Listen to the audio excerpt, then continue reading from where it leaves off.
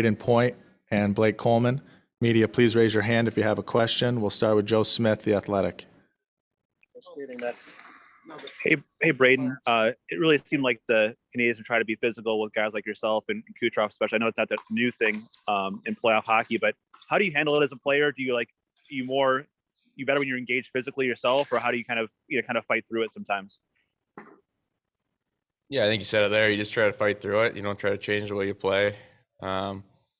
Try to embrace it and try to find a way to get things done, even though if they're being more physical.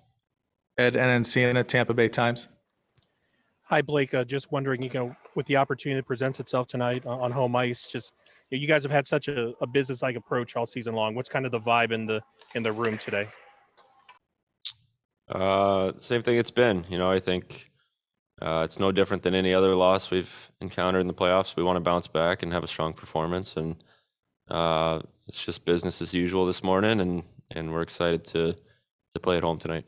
Greg Wyshynski, ESPN. Hey, thanks a lot. Hey, Blake, this was curious when Cooper said that Alex Killorn is probably doubtful for tonight's game. What are some of the things that you think the team really misses when he's not in the lineup?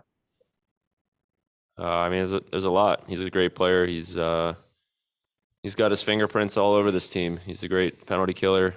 He plays on our first power play unit. He's great 5-on-5, good puck possession guy.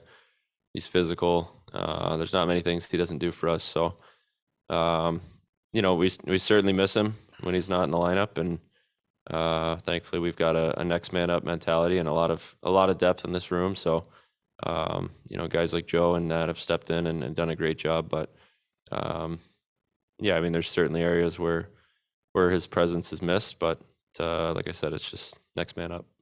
Dan Rosen, NHL.com. Yeah, Brayden, when the power play goes 0 for 5 as it did, and the top six, the top two lines, if you want to count them that way, don't produce as it happened in Game 4, do you add more pressure to yourself? And do you feel any pressure to come back with a stronger performance and some production in Game 5? No, that's how it went. You try to do your best every game, and some nights it goes your way and some nights it doesn't. That's why we have a whole team in there. Boys got us to overtime, and we couldn't close out on the power play. But I think you just take this one game at a time. You try to bring your best every night, and just go about your business. J.F. Chamont, Journal de Montreal. Question for either Brayden or Blake. Blake, you've been talking a little bit about the next man up mentality. Are you impressed with the way Mathieu Joseph is playing for a guy who, before the Stanley Cup final, this last game was the third one of the first round? Yeah. Joe's been great. He's I think he's done what we needed him to do. He's been fast. He's been physical. He brings a lot of energy into our lineup. So, it's great when you can rely on a guy who's got the experience that he does and the skill that he does to come in and do a job like that. So, I think everybody is pleased with what he's done for our group. Mary Fiallo, Tampa Bay Times.